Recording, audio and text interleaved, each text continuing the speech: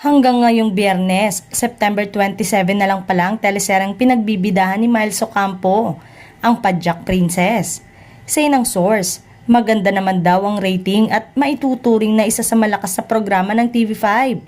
Pero yun nga, nangihinayang na hindi na ito in-extend pa. Tinanong naman kung kumusta naman si Miles at say niya syempre malungkot yun. Ang papalit sa time slot ng show ay ang bagong teleserye na Himala ni Nino. Madami ang nagulat na may ganito na palang serye at sa Monday na ang pilot. Ang nangyari, instead daw na magpa-mediacon, nag-school tour daw sila. Nalaman din na prequel pala ito ng dating teleserye ni Maha Salvador na Niña Niño. Kilala bilang former child star na ngayon ay award-winning actress na dahil sa kanyang natatanging talento. Sayang nga lang at 3 buwan lamang ang serye ito ni Miles. Naganda pa naman sa kanyang role sa serye ng TV5.